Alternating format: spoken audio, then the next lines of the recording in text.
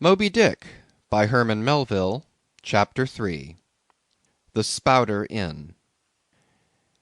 Entering that gable-ended Spouter Inn, you found yourself in a wide, low, straggling entry, with old-fashioned wainscots, reminding one of the bulwarks of some condemned old craft. On one side hung a very large oil painting, so thoroughly besmoked, and every way defaced, that in the unequal cross-lights by which you viewed it, it was only by diligent study and a series of systematic visits to it, and careful inquiry of the neighbors, that you could any way arrive at an understanding of its purpose. Such unaccountable masses of shades and shadows, that at first you almost thought some ambitious young artist, in the time of the New England hags, had endeavored to delineate chaos bewitched. But by dint of much and earnest contemplation and oft-repeated ponderings, and especially by throwing open the little window towards the back of the entry, you might at last come to the conclusion that such an idea, however wild, might not be altogether unwarranted. But what most puzzled and confounded you was a long, limber, portentous black mass of something hovering at the centre of the picture, over three blue, dim, perpendicular lines floating in a nameless yeast. A boggy, soggy, squitchy picture, truly, enough to drive a nervous man distracted. Yet was there a sort of indefinite, half-attained, unimaginable sublimity about it that fairly froze you to it, till you involuntarily took an oath with yourself to find out what that marvellous painting meant. Ever and anon a bright but, alas, deceptive idea would dart you through. It's the Black Sea in a midnight gale. It's the unnatural combat of the four primal elements. It's a blasted heath. It's a Hyperborean winter scene. It's the breaking up of the ice-bound stream of time. But at last all these fancies yielded to that one portentous something in the picture's midst. That once found out, and all the rest were plain. But stop! Does it not bear a faint resemblance to a gigantic fish?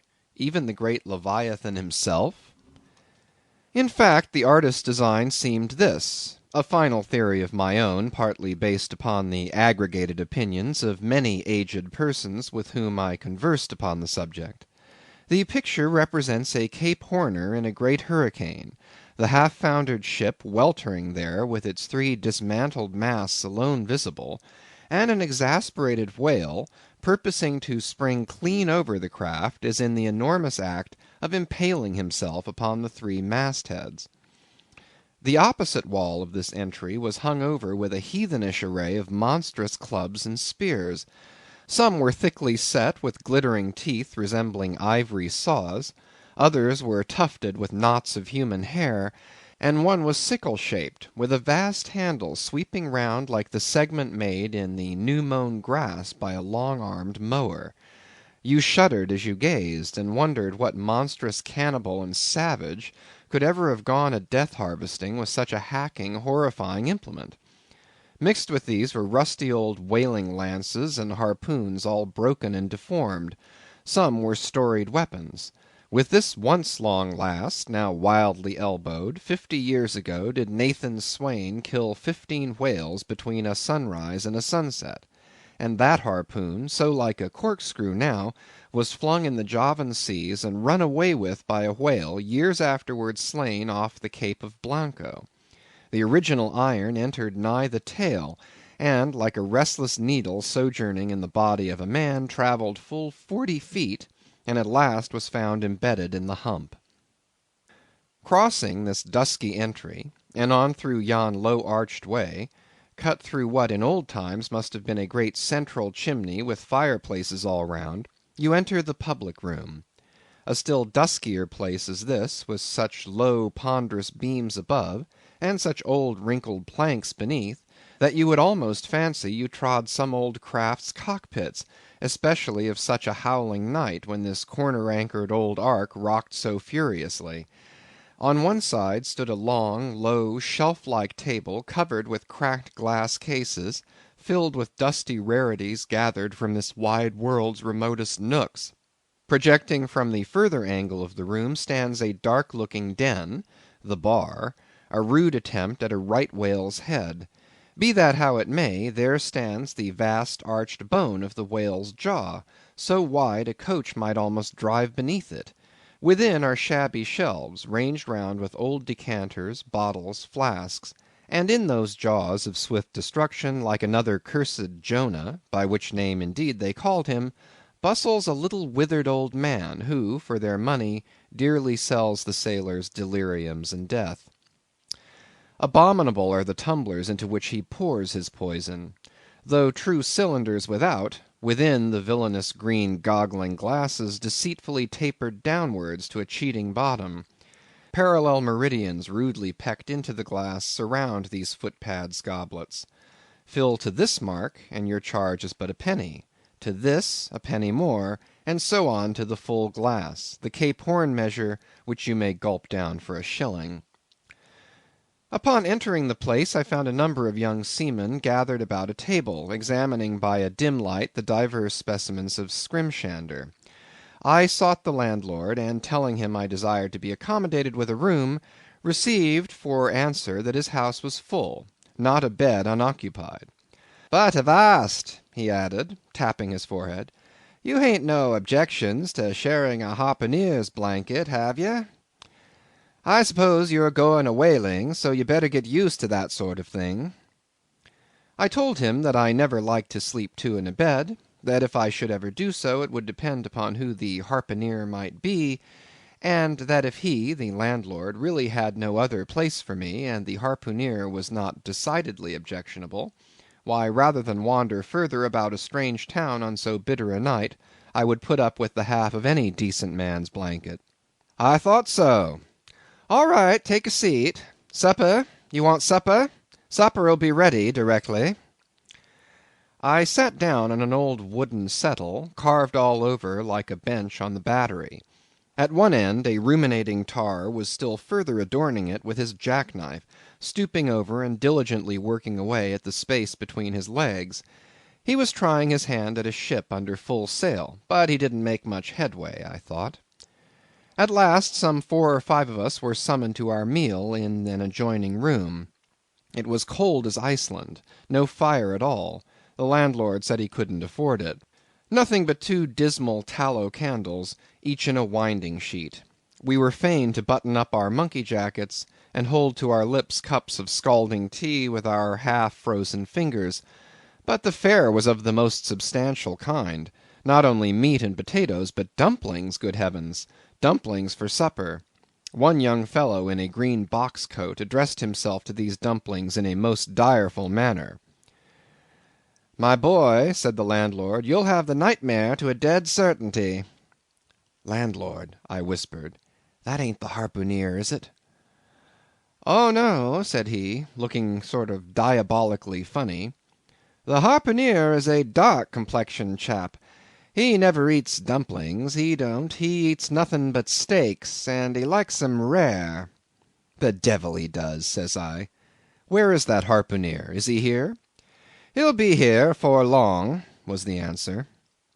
I could not help it, but I began to feel suspicious of this dark complexioned harpooneer. At any rate, I made up my mind that if it so turned out that we should sleep together, he must undress and get into bed before I did. Supper over, the company went back to the bar room, when, knowing not what else to do with myself, I resolved to spend the rest of the evening as a looker on. Presently a rioting noise was heard without. Starting up, the landlord cried, "That's the Grampus's crew. I seed her reported in the offing this morning. A 3 years' voyage, and a full ship. Hurrah, boys! Now we'll have the latest news from the Feejees." A tramping of sea boots was heard in the entry; the door was flung open, and in rolled a wild set of mariners enough. Enveloped in their shaggy watch coats, and with their heads muffled in woollen comforters, all bedarned and ragged, and their beards stiff with icicles, they seemed an eruption of bears from Labrador. They had just landed from their boat, and this was the first house they entered.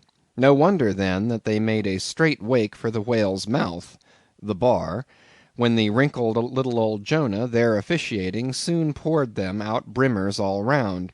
One complained of a bad cold in his head, upon which Jonah mixed him a pitch like potion of gin and molasses, which he swore was a sovereign cure for all colds and catarrhs whatever, never mind of how long-standing, or whether caught off the coast of Labrador or on the weather side of an ice island. The liquor soon mounted into their heads, as it generally does even with the arrantest topers newly landed from sea, and they began capering about most obstreperously.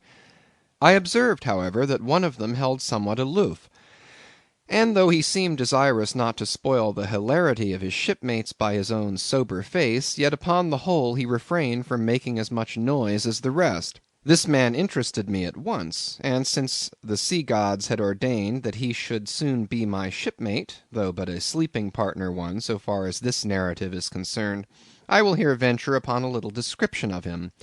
He stood a full 6 feet in height, with noble shoulders, and a chest like a coffer-dam. I have seldom seen such brawn in a man. His face was deeply brown and burnt, making his white teeth dazzling by the contrast, while in the deep shadows of his eyes floated some reminiscences that did not seem to give him much joy. His voice at once announced that he was a Southerner, and from his fine stature I thought he must be one of those tall mountaineers from the Alleghanian Ridge in Virginia.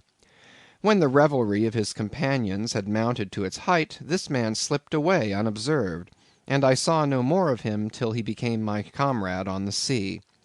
In a few minutes, however, he was missed by his shipmates, and being, it seems, for some reason a huge favourite with them, they raised a cry of "Bulkington! Bulkington! Where's Bulkington?" and darted out of the house in pursuit of him. It was now about 9 o'clock, and the room seeming almost supernaturally quiet after these orgies, I began to congratulate myself upon a little plan that had occurred to me just previous to the entrance of the seamen. No man prefers to sleep two in a bed. In fact, you would a good deal rather not sleep with your own brother. I don't know how it is, but people like to be private when they are sleeping. And when it comes to sleeping with an unknown stranger, in a strange inn, in a strange town, and that stranger a harpooneer, then your objections indefinitely multiply. Nor was there any earthly reason why I, as a sailor, should sleep two in a bed more than anybody else, for sailors no more sleep two in a bed at sea than bachelor kings do ashore. To be sure, they all sleep together in one apartment, but you have your own hammock, and cover yourself with your own blanket, and sleep in your own skin. The more I pondered over this harpooneer, the more I abominated the thought of sleeping with him. It was fair to presume that being a harpooneer, his linen or woolen, as the case might be, would not be of the tidiest, certainly none of the finest.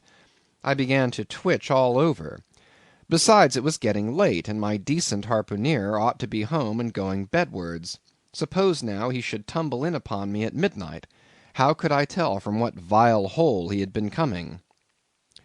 "Landlord, I've changed my mind about that harpooneer. I shan't sleep with him. I'll try the bench here." "Just as you please.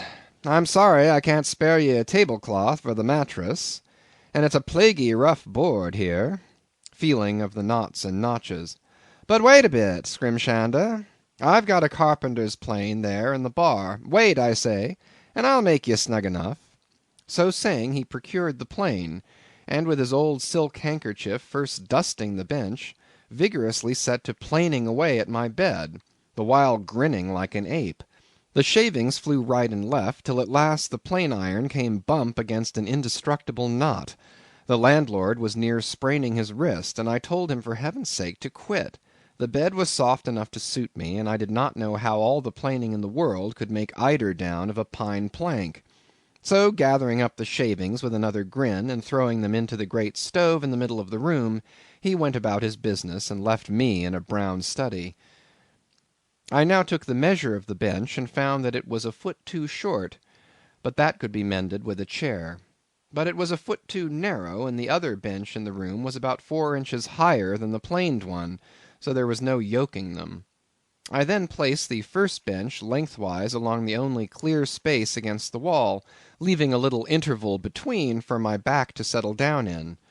But I soon found that there came such a draught of cold air over me from under the sill of the window, that this plan would never do at all, especially as another current from the rickety door met the one from the window, and both together formed a series of small whirlwinds in the immediate vicinity of the spot where I had thought to spend the night.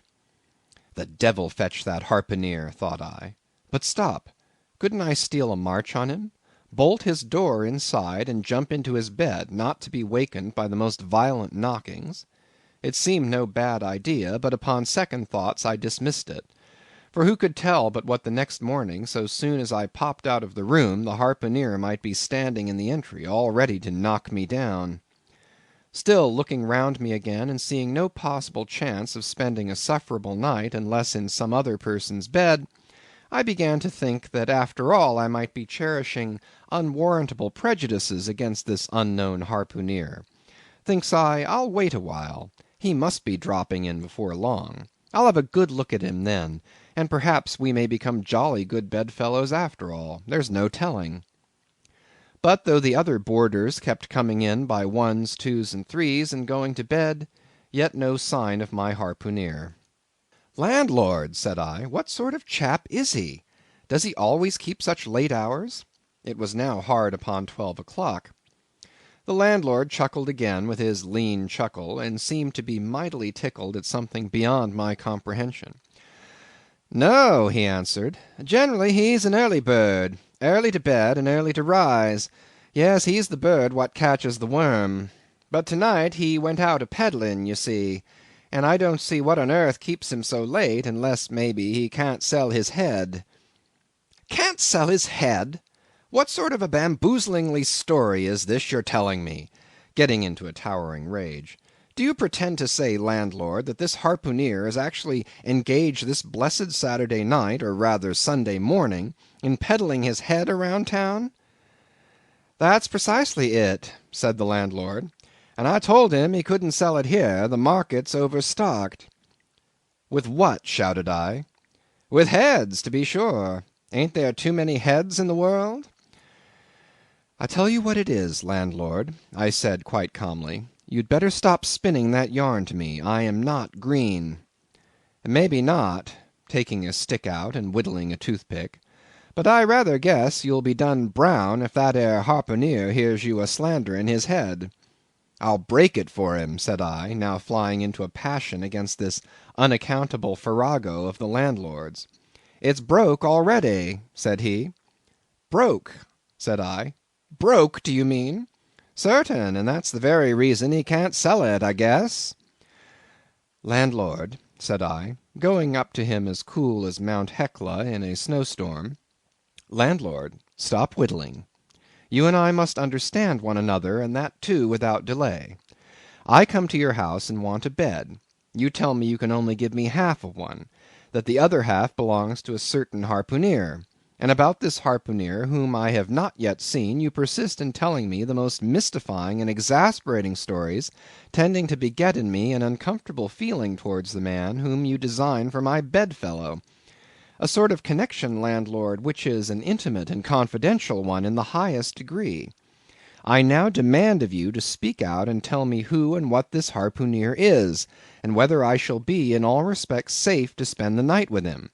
And in the first place, you will be so good as to unsay that story about selling his head, which, if true, I take to be good evidence that this harpooneer is stark mad, and I've no idea of sleeping with a madman.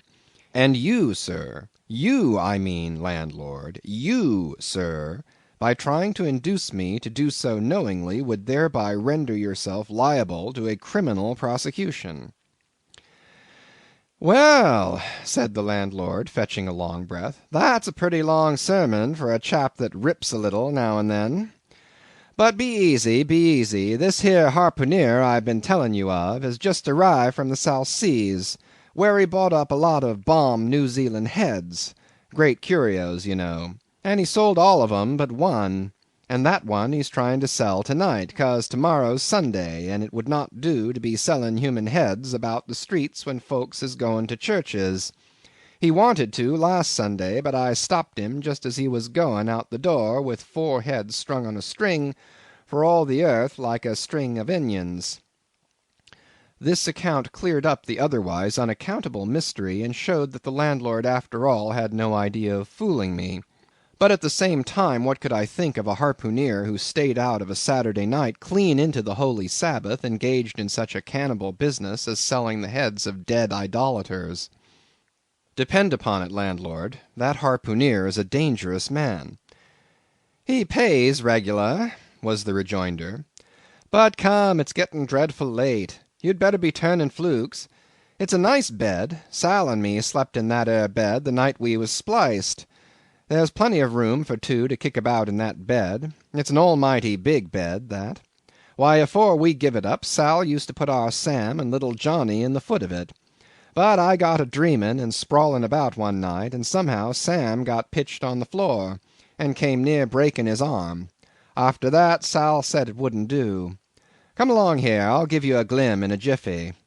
And so saying, he lighted a candle and held it towards me, offering to lead the way. But I stood irresolute, when looking at a clock in the corner, he exclaimed, I vomit Sunday. You won't see that harpooneer to-night. He's come to anchor somewhere. Come along, then. Do come, won't you come? I considered the matter a moment, and then upstairs we went, and I was ushered into a small room, cold as a clam, and furnished, sure enough, with a prodigious bed, almost big enough, indeed, for any 4 harpooneers to sleep abreast. There, said the landlord, placing the candle on a crazy old sea-chest that did double duty as a washstand and centre-table. There, make yourself comfortable now, and good night to ye. I turned round from eyeing the bed, but he had disappeared. Folding back the counterpane, I stood over the bed. Though none of the most elegant, it yet stood the scrutiny tolerable well. I then glanced round the room, and besides the bedstead and centre-table, could see no other furniture belonging to the place, but a rude shelf, the 4 walls, and a papered fireboard representing a man striking a whale. Of things not properly belonging to the room, there was a hammock lashed up and thrown upon the floor in one corner, also a large seaman's bag containing the harpooneer's wardrobe, no doubt in lieu of a land trunk. Likewise there was a parcel of outlandish bone fish-hooks on the shelf over the fireplace, and a tall harpoon standing at the head of the bed. But what is this on the chest? I took it up, and held it close to the light, and felt it, and smelt it, and tried every way possible to arrive at some satisfactory conclusion concerning it. I can compare it to nothing but a large door-mat, ornamented at the edges with little tinkling tags, something like the stained porcupine quills round an Indian moccasin. There was a hole or slit in the middle of this mat, as you see the same in South American ponchos. But could it be possible that any sober harpooneer could get into a door-mat and parade the streets of any Christian town in that sort of guise? I put it on to try it, and it weighed me down like a hamper, being uncommonly shaggy and thick, and I thought a little damp, as though this mysterious harpooneer had been wearing it of a rainy day. I went up to it in a bit of glass stuck against the wall, and I never saw such a sight in my life. I tore myself out of it in such a hurry that I gave myself a kink in the neck. I sat down on the side of the bed and commenced thinking about this head-peddling harpooneer and his door-mat. After thinking some time on the bedside, I got up and took off my monkey jacket, and then stood in the middle of the room thinking. Then I took off my coat and thought a little more in my shirt-sleeves. But beginning to feel very cold now, half undressed as I was, and remembering what the landlord said about the harpooneer's not coming home at all that night, it being so very late, I made no more ado, but jumped out of my pantaloons and boots, and then blowing out the light, tumbled into bed, and commended myself to the care of Heaven. Whether that mattress was stuffed with corn-cobs or broken crockery, there is no telling, but I rolled about a good deal, and could not sleep for a long time. At last I slid off into a light doze, and had pretty nearly made a good offing towards the land of Nod, when I heard a heavy footfall in the passage, and saw a glimmer of light come into the room from under the door. Lord save me, thinks I, that must be the harpooneer, the infernal head-peddler. But I lay perfectly still, and resolved not to say a word till spoken to. Holding a light in one hand, and that identical New Zealand head in the other, the stranger entered the room, and without looking towards the bed, placed his candle a good way off from me on the floor in one corner, and then began working away at the knotted cords of the large bag I before spoke of as being in the room. I was all eagerness to see his face, but he kept it averted for some time while employed in unlacing the bag's mouth. This accomplished, however, he turned round, when, good heavens, what a sight! Such a face! It was of a dark purplish yellow colour, here and there stuck over with large blackish looking squares. Yes, it's just as I thought, he's a terrible bedfellow. He's been in a fight, got dreadfully cut, and here he is just from the surgeon. But at that moment he chanced to turn his face so towards the light that I plainly saw they could not be sticking plasters at all, those black squares on his cheeks. They were stains of some sort or other. At first I knew not what to make of this, but soon an inkling of the truth occurred to me. I remembered a story of a white man, a whaleman too, who falling among the cannibals had been tattooed by them. I concluded that this harpooneer in the course of his distant voyages must have met with a similar adventure. And what is it, thought I, after all? It's only his outside. A man can be honest in any sort of skin. But then what to make of his unearthly complexion? That part of it, I mean, lying round about and completely independent of the squares of tattooing. To be sure, it might be nothing but a good coat of tropical tanning, but I never heard of a hot sun tanning a white man into a purplish yellow one. However, I had never been in the South Seas, and perhaps the sun there produced these extraordinary effects upon the skin. Now, while all these ideas were passing through me like lightning, this harpooneer never noticed me at all. But after some difficulty, having opened his bag, he commenced fumbling in it, and presently pulled out a sort of a tomahawk, and a sealskin wallet with the hair on. Putting these on the old chest in the middle of the room, he then took the New Zealand head, a ghastly thing enough, and crammed it down into the bag. He now took off his hat, a new beaver hat, when I came nigh singing out with fresh surprise. There was no hair on his head, none to speak of at least, nothing but a small scalp knot twisted upon his forehead. His bald purplish head now looked for all the world like a mildewed skull. Had not the stranger stood between me and the door, I would have bolted out of it quicker than I ever bolted a dinner. Even as it was, I thought something of slipping out the window, but it was the second floor back. I am no coward, but what to make of this head-peddling purple rascal altogether passed my comprehension. Ignorance is the parent of fear, and being completely nonplussed and confounded about the stranger, I confessed I was now as much afraid of him as if it was the devil himself who had thus broken into my room in the dead of night. In fact, I was so afraid of him that I was not game enough just then to address him, and demand a satisfactory answer concerning what seemed inexplicable in him. Meanwhile he continued the business of undressing, and at last showed his chest and arms. As I live, these covered parts of him were checkered with the same squares as his face. His back, too, was all over the same dark squares. He seemed to have been in a 30 years' war, and just escaped from it with a sticking-plaster shirt. Still more, his very legs were marked as if a parcel of dark green frogs were running up the trunks of young palms. It was now quite plain that he must be some abominable savage or other shipped aboard of a whaleman in the South Seas, and so landed in this Christian country. I quaked to think of it. A peddler of heads, too. Perhaps the heads of his own brothers. He might take a fancy to mine. Heavens, look at that tomahawk! But there was no time for shuddering, for now the savage went about something that completely fascinated my attention, and convinced me that he must indeed be a heathen. Going to his heavy grego, or rapal, or dreadnought, which he had previously hung on a chair, he fumbled in the pockets, and produced at length a curious little deformed image, with a hunch on its back, and exactly the colour of a 3 days old Congo baby.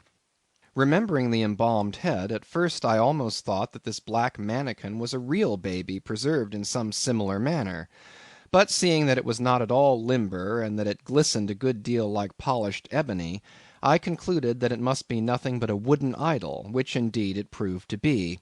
For now the savage goes up to the empty fireplace, and removing the papered fireboard, sets up this little hunchbacked image like a 10-pin between the andirons. The chimney jambs and all the bricks inside were very sooty, so that I thought this fireplace made a very appropriate little shrine or chapel for his Congo idol. I now screwed my eyes hard toward the half-hidden image, feeling but ill at ease, meantime, to see what was next to follow. First, he takes about a double handful of shavings out of his grego pocket, and places them carefully before the idol.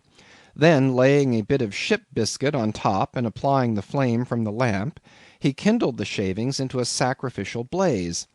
Presently, after many hasty snatches into the fire, and still hastier withdrawals of his fingers, whereby he seemed to be scorching them badly, he at last succeeded in drawing out the biscuit, then blowing off the heat and ashes a little, he made a polite offer of it to the little negro. But the little devil did not seem to fancy such dry sort of fare at all. He never moved his lips. All these strange antics were accompanied by still stranger guttural noises from the devotee, who seemed to be praying in a sing-song, or else singing some pagan psalmody or other, during which his face twitched about in the most unnatural manner.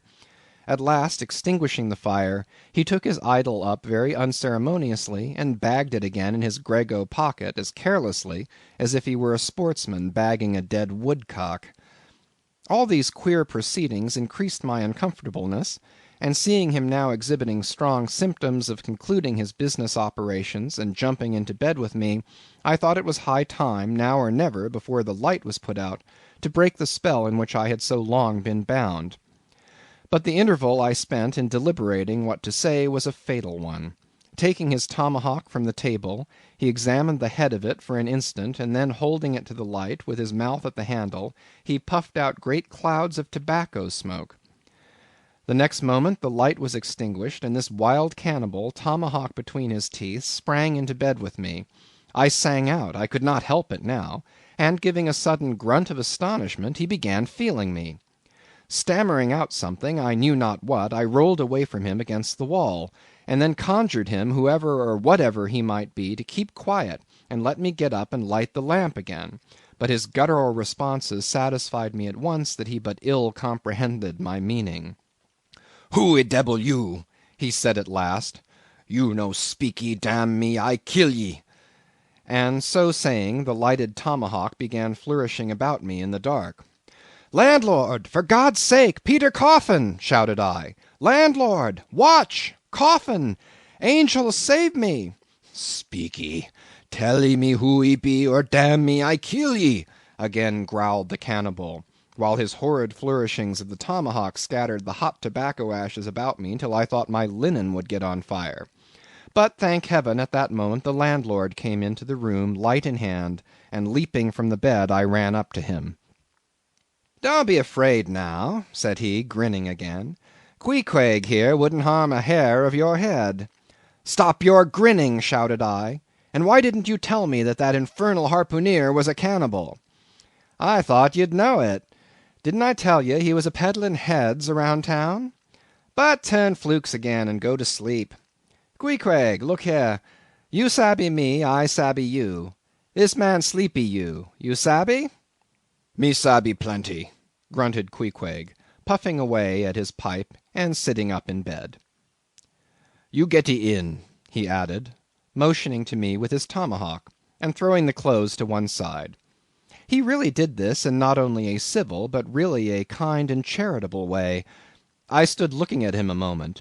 For all his tattooings, he was on the whole a clean, comely looking cannibal. What's all this fuss I have been making about, thought I to myself. The man's a human being just as I am. He has as much reason to fear me as I have to be afraid of him. Better sleep with a sober cannibal than a drunken Christian. "Landlord," said I, "tell him to stash his tomahawk there, or pipe, or whatever you call it. Tell him to stop smoking, in short, and I will turn in with him. But I don't fancy having a man smoking in bed with me. It's dangerous. Besides, I ain't insured."